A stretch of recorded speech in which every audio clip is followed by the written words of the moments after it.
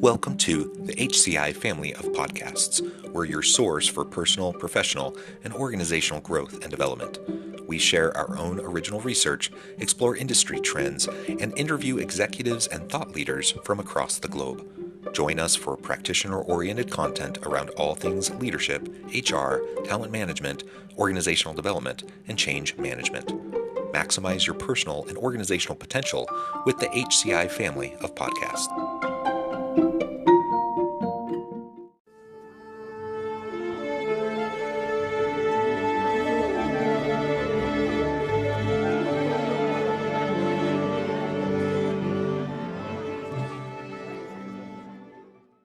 David Lutes, welcome to the conversation today. Great to be here. Thank you for having me. It is a pleasure to be with you. You're joining us from outside of St. Louis, Missouri. I'm south of Salt Lake City in Utah.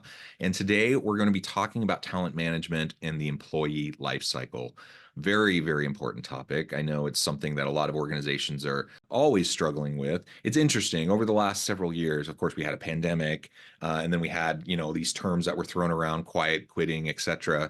And it's been a fairly volatile labor market and kind of ups and downs, and it's been at times a seller's market, a buyer's market, and right now it's a little bit harder for employees looking for a shift or a change than it was a year ago or so. But because of skills gaps, because of disruptive technologies, etc., it continues to be an issue, and it will continue to be an issue in the talent realm. So we're going to unpack this and discuss this together today. As we get started, I wanted to share David's bio with everybody. Former pastor in South Africa, UK, and the Middle East, David Lutes is now an organizational development, talent management, and training consultant and master trainer and executive coach, and well-known conference speaker, and has more than 30 years of international experience in 30 plus countries at a senior strategic executive, middle management, and operational level with several global Fortune 100, 250, 500 companies. Published author and a regular conference presenter. He is an expert in this space, especially internationally, and I am just so thrilled to have the opportunity to sit down and talk with you today. David, anything else you would like to highlight by way of your background or personal context before we dive on in? No, I'd love to meet this guy. He sounds amazing. And I have to say, I'm jealous. I love to travel, and the 30 plus countries, it's actually all of 40, the international experience, all of that. 42 as of last week. 32 countries, 40, all 40, that just sounds 42. amazing. Yeah. No, the air miles have mounted up and the glamour wore off a long time ago. So No, I get that. The actual travel itself, going on planes, not my favorite. Staying in a hotel, not my favorite. But I love visiting new places, new things to see, new people to meet, new cultures to learn about. All of that is just so exciting, and you've had a wonderful career. Well, let's dive on in, and if you can frame up for us kind of your general philosophy and view around talent management and employee life cycle. We have general practices in the United States, but you also do so much across the globe in non-Western countries. Tell us a little bit about your work and how you think of talent management and employee life cycle. Well, thanks for the question, and the comment about the travel and work all over the show is a nice segue into what I'm becoming more focused and even borderline fanatical about, and that's that I launch a lot of my coaching, consulting, presentations, training, whatever, with a question. And this, regardless of location, regardless of culture, I frame it in a way that allows the audience or the group to answer it. What do you believe about people?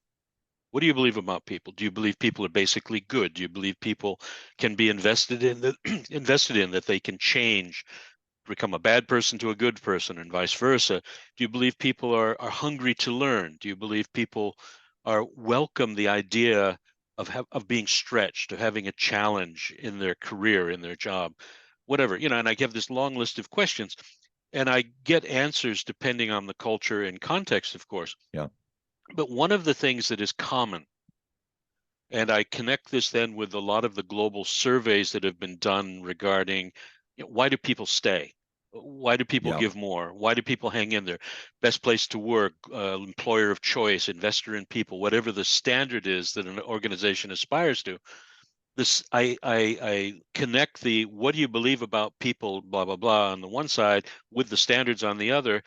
But then, depending on the answers, I will do a deep dive into culture, Hmm. and I will look at. I'll create a dichotomy between command and control, autocratic, militaristic model, and an empowered culture. And I create a tension there that says it's either or. And of course, they react and say, well, it's not either or.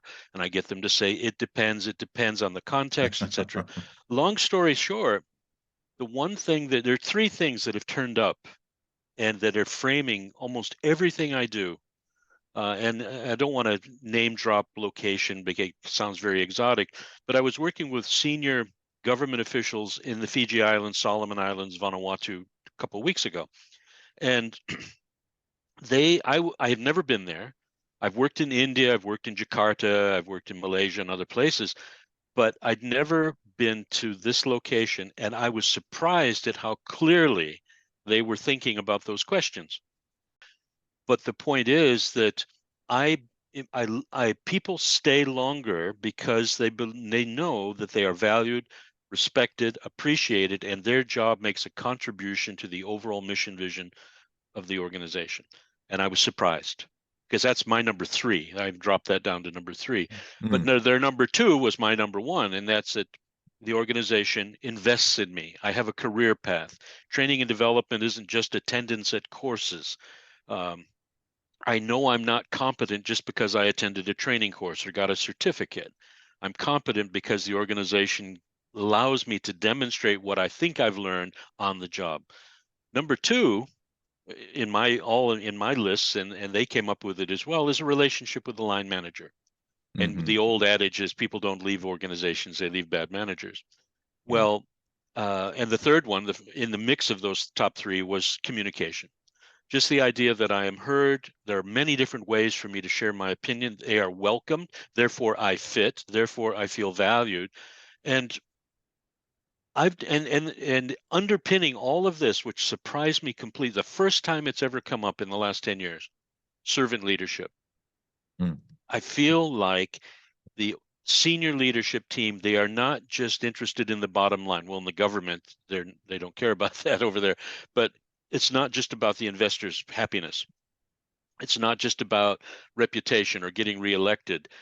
There is a genuine heart commitment to show people that I want to push you up. I want you to succeed, not just because it's a right and good thing to do, but because it's also smart business.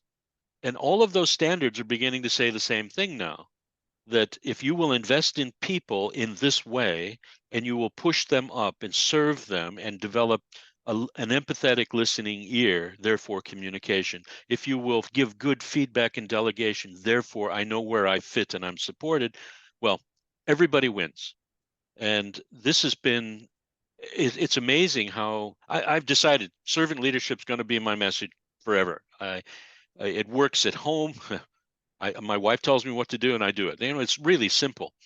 Uh, but with my kids, with my community, with my church, wherever, if I can adopt a heart that says, I care about you enough to listen to your pain or to listen to your issues, to hear between the lines enough to be someone that can contribute to your growth, help you learn, grow, improve. Well, that's my heart. And I'm Mm. discovering that so many leaders and managers don't know how to do this, but want to. Anyway, I'm having big debates on LinkedIn at the moment about the whole question of empathy, where that comes in, but that's another topic for another day. Yeah, well, let me just say there's a lot that you shared there that I really that resonates with me that I really like. First, this foundational kind of philosophical starting point and assumption about people and the value of people and how people interact with each other and approach their work. Uh, there are definitely people that do bad things. There's definitely people who exploit, who take advantage of, who are jerks and just hard to be around, etc. But most people, I truly believe, get up in the morning, wanting to do the best they can, wanting to do right by others, wanting to just find happiness and meaning and purpose. And in work, we spend, the vast majority of our waking hours in our life at work. And so, of course, work is one of the primary mechanisms for us to find that meaning and purpose, to build community, to build relationships, and to do, to stretch and grow and to do things that bring value to our lives. And I truly believe that most people approach work that way. Now, some are better workers than others, and sometimes it depends on context. It depends on the people around them. It depends on how good of a fit they are with the position they happen to be in, et cetera. There's a thousand things that we have to consider.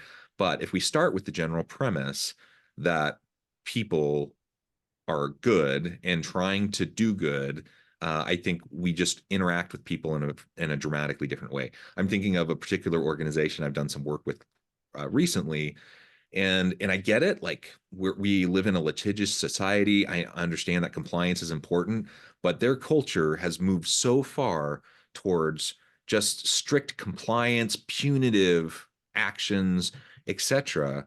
Like it's they won't say this. Like if you press leadership and ask them the question, they will not say, we think our people are terrible, but all of their behaviors and actions communicate that we don't trust you, that we think you're trying to get away with stuff, that we think you're trying to hurt the organization, etc., rather than how can we best support you? How can we help you achieve? How can we help you be successful? How can we help remove barriers to drive your success, etc.? They're two very different ways of approaching how you're going to interact with your people. And that really goes into servant leadership. Yeah. I get that some people don't like the term servant leadership just because Sure. they feel like it's a little bit too soft. I don't think it needs to be a soft thing, though. I think Yeah. it's servant leadership is all about what I feel is probably the most important thing a leader can do, and that is investing in your people to develop your bench strength and to help others be ready for the next stage in their career, whether that's with your organization or within another organization. If you look at like coaching, the best coaches are not just those that win. The best coaches are those that have a pedigree in a kind of a genealogy of all of the offshoots Absolutely. of all the great coaches that have come from them, that have worked with them. You look at all the great coaches in any sport, and that's in part how you track it. Like what great coaches worked with them and then went off and did their own great stuff. It's the same thing in organizations, and that's partially at least servant leadership, because I'm focused not on me, I'm focused on the individual, I'm focused on trying to meet them where they're at, to develop them, to support them, and I'm going to do whatever I can to lift them up and to help them become the best they can possibly be. I love that mindset. I find that most people agree generally with that mindset, though people quibble over the terms that are used, etc. But where the rubber really meets the road, there's a huge gap oftentimes between kind of espoused values, aspirational goals, what we think matters and is important versus like what we actually do in the day to day Yeah. and how we interact with our people. And that's where we get to such a huge disconnect oftentimes in organizations around these talent management issues. Well, I'm going to share a personal story very quickly. I transitioned out of ministry where, of course, I had a set of values that I believe about helping people to learn, grow, improve, and have a whole life, wholeness. And when I transitioned out, I found myself in England working part-time on a voluntary basis with unemployed people through the different churches, wanting to help them rediscover purpose, meaning, direction, etc. Then I found myself in a real job helping with major downsizing of big industries. And these people were being laid off, made redundant, as they say there. Now we have to reskill them, re-equip them, redirect them to find new work. As a result of that, I was heard about a project that was funded by the European Social Fund that was exactly what I wanted to do. I mean, I said, this is my heart. And the project budget was great. And I interviewed it through the stages, and I got to the boss. Finally, the final decision was going to be made this day. I walked into his office, and he barely shook my hand, barely looked in my eye, and he kind of said, sit. And I sat there, and he'd read my resume, while we sat there. And then he kind of threw it on the desk. And he said, I don't think you can do this job. I said, okay, really? Why? And he said, well, I see you're a moral, ethical, spiritual guy, that you care about this and that. And the other thing, in terms of, respect and all the good stuff that comes with, hopefully, a pastor has. And he said, I don't care. You need to understand something. I don't care who I hurt. I don't care who I walk over. I don't care who, if I lie, I cheat, I if somebody gets in my way, I roll over them. I win. That's what I do. And it reminded me of Keanu Reeves, in The Devil's Advocate, when he says to whatever what's the other actor, I win. That's what I do. And he, in the process of telling me how much he wins and how much he doesn't care and how much he will lie and cheat and steal to get there, I'm saying, not only I'm just surprised that someone has these kind of values, and would be not ashamed to talk about them, but he broke about 10 UK labor laws while he was interviewing me. And I said to him, so I'm at point of decision. And I said, look, Mr. So-and-so, I really don't know I can do this job. I believe I can do it well. I can believe I can make the department look good, the organization look good, and make you look good while I do it. But I'll tell you my biggest problem. I don't know. I'm worried what people will think of me if they know I work for you. Is that a wise interviewing? And he looked at me shocked, and he smiled, stood up, shook my hand, and said, "You got the job." And 6 months later, he was escorted from the building in handcuffs for stealing money from my project. So long story short, the thing that we, and I said it briefly, is that in the process of that kind of conversation, I'm discovering a philosophy of management that was put forward by a famous guru called Dr. Deming. He's the father of total quality management.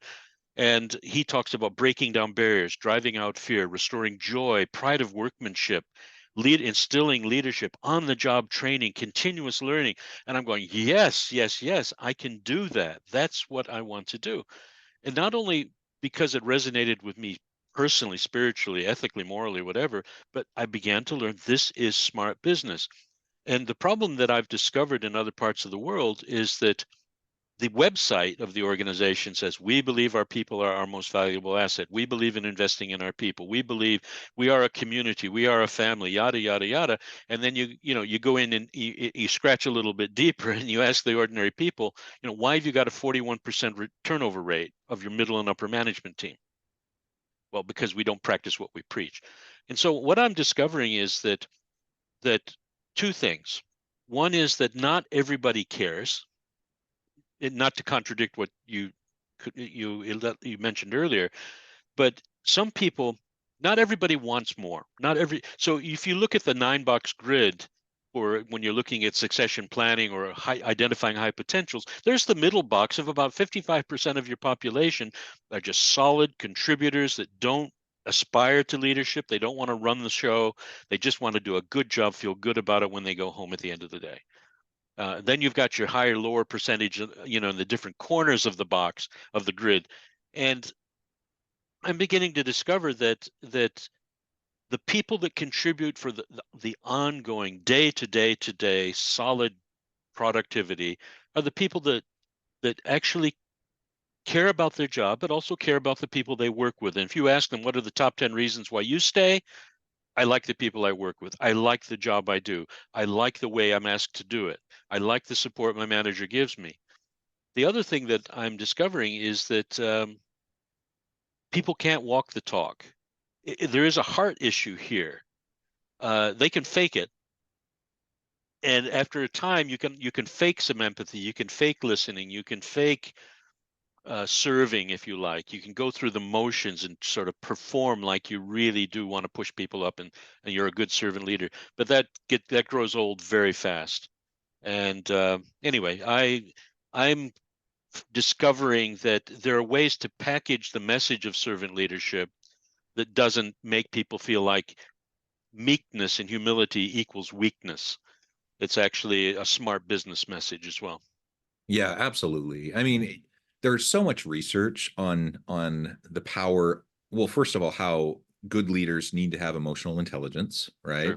Sure. And the power of things like empathy and connecting with your people, etc. And so whether we're talking about servant leadership or empathy or any of these other topics, there's no question that the modern leader needs to have these soft skills to be Yep. effective. And there are definitely 100%, there are people like that boss from your story who are unethical, who are willing to stomp all over people to get to where they want to go. I do believe that most people aren't like that, I agree. thankfully. And so it's not a either or though. Like I think a lot of people think you either have to be like Yeah. cutthroat Yep. and then make money, or or you're like soft, you focus on empathy, servant leadership, etc., and then people walk all over you and you don't make any money and you go out of business. Like that's a false dichotomy. You in fact, there's so much research that shows when you support your people, when you connect with them, when you show empathy towards them, when you have emotional intelligence and those soft skills as a leader, you have better teams, you have more creative and innovative teams, which leads to greater productivity, better products and services. It leads to a stronger bottom line. So there's a clear Yeah. business case for servant leadership.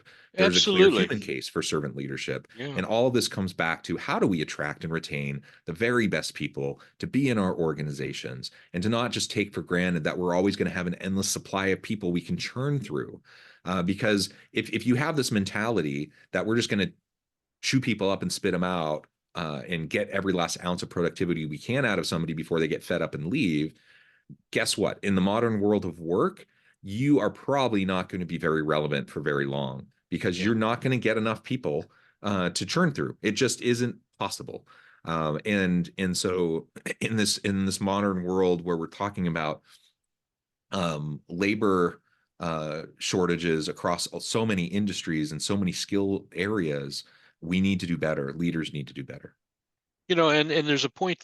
I love that point. The it's not everybody can have this sort of soft and warm and fuzzy heart that we sort of equate with being emotionally intelligent and being a servant leader. But I'm going to claim a claim to fame that I have in the Middle East, at least, is Dave Lutes says, "Don't boil the ocean, boil a teacup." Hmm. And I keep telling leaders all over the show, you can't change if the culture's toxic, if there is a negative cycle of some form, or that people believe that performance is the only way they're going to be accepted and cared about, and image and status and privilege is associated with who you know, not what you do, etc. The point that I'm saying to people, you may not have this empathetic heart, but there are things that you can do. A couple of teacups that you can boil. Make some time to talk Yeah. and practice hearing between the lines. Practice listening to understand, not to reply. That old adage. You can make by understanding the skills of delegation, phase delegation. That takes time. It takes listening. It takes feedback skills. These aren't hardcore, you know, rocket science skills. These are things that you can do that will actually make your life easier and better as a leader and as a manager. And by the way, your people will love you. Now, you Yeah. may not come across as, sort of the Mr. Nice person all the time. But if you're consistent about boiling those few teacups, trust will grow. And there will come a time when you have to be the hard guy, the dictator, or there's a time when you have to be a coach or something else. Well, they're going to trust you. It depends Yeah. on what is needed. But if you build that trust and you do it consistently, boil a few teacups, you'll win. It doesn't, you don't have to be this definition of the empathetic, caring guy, who's so emotionally intelligent that he's like a saint. We can blow that one away. There's some practical things you can do that demonstrate good servant leadership without calling it that. Yeah, yeah, absolutely. Well, David, this has just been a great conversation. I know at the time I need to let you go, but before we wrap things up for today, I wanted to give you a chance to share with the audience how they can connect with you, find out more about your work, and then give us the final word on the topic for today. Okay, well, two things. LinkedIn's the best place at the moment. I've got a new website that'll be set up later this week. We're calling it Under New Management. It has got a Christian perspective to it, but it still focuses on how to help people find purpose, meaning, and direction for their career and for their life. That's the mission. So that's there. And watch this space. There will be a book coming out later this year called Passion and Excellence, which is basically a guide for leaders and people aspiring to leadership and management who want to get grounded in the principles of, I don't know, of building your life in the right way. And then the last thing I'll say, go to Brains magazine, BRAINZ. I'm an executive contributor there. I've done my 9th article out of 12 on this very subject. And it's not from a Christian perspective, but there's a big podcast there and a big interview, but all those articles are built to just be really, really helpful to help people build. So if there's a final message that I would share is, don't boil the ocean. Start small. You can't change the world overnight. Change your part of the world, wherever you have your sphere of influence, where you have some authority, some power, some respect. Start there. And be consistent. And the message that came out of our thing last week in Fiji was consistency and humility. Just be consistently humble. It'll take you miles down the road. And that people, and you don't need a following, but you'll have a lot of people that'll love you for sure. Yeah, absolutely. David, thank you so much. This has been a real pleasure. I encourage the audience to reach out, get connected, find out more about what David can do for you. And as always, I hope everyone can stay healthy and safe, that you can find meaning and purpose at work each and every day. And I hope you all have a great week.